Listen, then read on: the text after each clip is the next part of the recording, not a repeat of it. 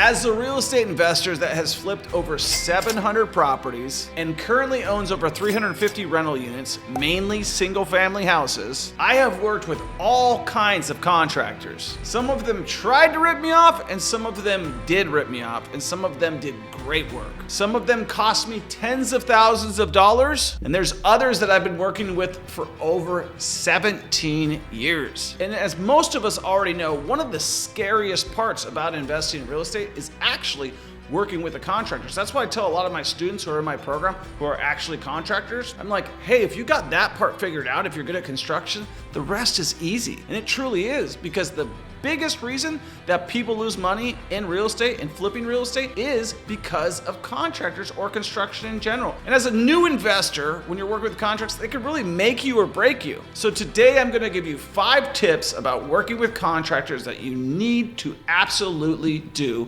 before you do anything else. So first of all, never, ever, ever, ever, never, ever, ever give money up front to a contractor, ever. And I know I'm gonna get a lot of comments in the video saying like, well, hey, I'm not carrying your costs. Listen, here's the deal. We will front all materials for our contractors. We pay for all the materials, and we will pay them weekly based on the percentage of work completed. That's a fair deal. So I'd like you to say, with the same context, that I never pay contractors up front, I also will front all materials and we will pay them weekly. So I would love to hear the argument for how that's not a satisfactory answer and a contractor needs up money up front. I even have talked to my students who are contractors and said, how much money do you take up front? They're like 50%. I'm like, what do you do with it? They're like, well, I pocket some of it and the rest, I pay for materials, I pay for this, I pay for that, I pay for the other thing. And I'm like, hey, if I paid for material and I was to pay you weekly, would you be okay with that? Or I paid you once you're done, would you be okay with that? They're like, yeah, I think I'd be all right with that. Having built my own house, having worked with some of the best contractors, having worked with people who are super professionals, I have found they weren't worried about the money. The people who were worried about the money generally had a reason to be, because they were gonna screw me at some point in time. So they were definitely worried about getting screwed because they were thinking the exact same way. If you work and you're a W-2 employee right now, does your boss give you 3 weeks advance for the work that you're about ready to perform? If you have employees right now, do you pay your employees 3 weeks or 4 weeks in advance based on how they're going to perform? What other industry do you pay people in advance? So why on earth would you fund a contractor? Let's make no mistakes about it. There's a lot of good guys who are in the contracting business, and there's a lot of scumbags that are in the contracting business. And so if you give a scumbag contractor your money who's not good with their own money, you're actually almost screwing the whole thing up, because you gave somebody the ability to manage your money that's going to be doing your job who's not even good with their own money. Never, ever, ever pay money up front to a contractor unless it's for material. And if you do pay for anything up front, ever, including material, put it on a credit card so that you can dispute it later. Number 2, you want to incentivize them, right? One of the things that we do with our contractors is we try to incentivize them to get the job done faster by giving them performance bonuses. Now, we don't pay many of them because a lot of times we'll go up to them and say, hey, how long do you think the job will take? And they'll say, I think it's going to take 6 weeks. So we'll go, how about 8 weeks? And if you get it done before 8 weeks,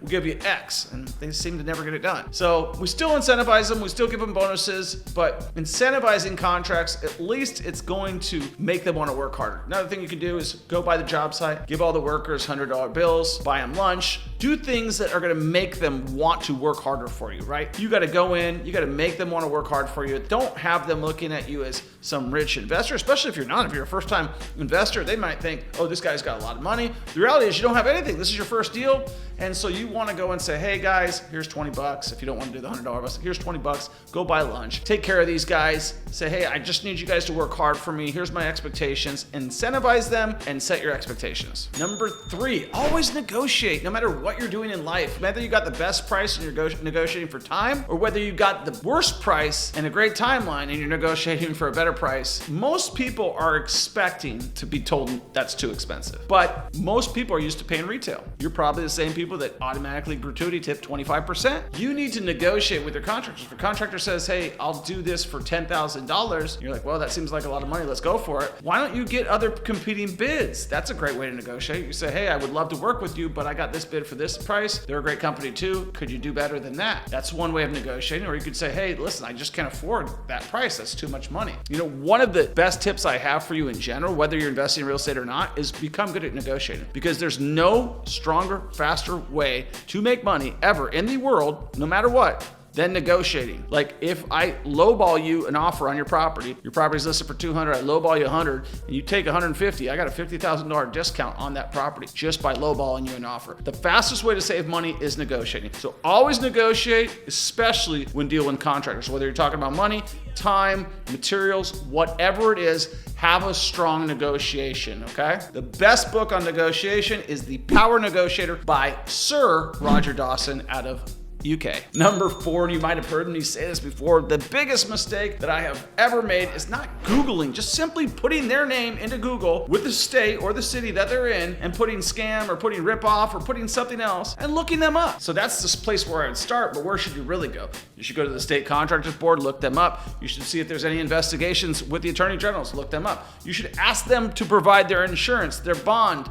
their license, and any other documentation that they would need to be able to do business in that city. They should be able to provide it. But simply by Googling them, if I would have Googled Jose the Cockroach Rocha, or if I would have Googled William the Concrete Con Man Lawn, if I would have Googled those two guys, I would have saved a world of headaches. Google any new contractors, vet your new contractors, get references, and do your homework. And last but not least, make sure that you verify they actually have licenses, they actually have insurance coverage. Even if they just give you the documentation, it is so easy these days to just make that crap up. So make sure that you actually call the Contractors Board. Say, hey, I'm checking on this license. Make sure you actually call the references. Make sure you actually call the insurance company. Can't tell you, we've had it happen to us time and time again where somebody's actually provided us fictitious, false, fraudulent information in order to give us the information that we need. So make sure you do all of the following. You're gonna wanna make sure that you never ever give money up front unless it's on a credit card and you can dispute the charge later. Incentivize them to get the job done, either pizza, money,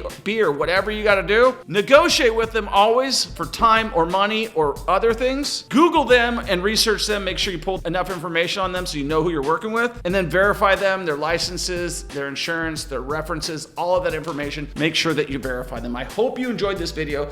Listen, I know there's a lot of bad things that happen to good people, just like you and me. These are not things that are gonna break you. They're gonna make you stronger, they're gonna make you tougher, they're gonna make you learn more, and you're gonna make the same mistake twice. I hate when people say, just don't make the same mistake twice. You name me one baby that got up and walked the first time. I don't know many. If you're making the same mistake over and over again, but you're getting better, so if you're getting good over and over and over again, just try to make sure you have standard operating procedures that you do every time that you hire on a new contractor. If you'd like help with making sure you're making the right decisions and you're hiring the right people, we have a community of people in Kansas City and throughout the country where we teach people how to buy their first investment property or second investment property. We got investors who have 42 properties. We got investors that have never bought a property. I can promise you it's one of the best communities online that everybody's talking about is the Millionaire Mentorship private Facebook group that you could only become a member in if you're a part of my community, and that includes joining my program. Yes, we have a program where we actually teach people how to invest in real estate. Why'd I do that? Because I'm better than anybody else out there. I'll challenge anybody. I want you to be successful in real estate. You can do exactly what I did. You don't got to be anybody special. You just got to want it bad enough. We'll talk to you in the next one.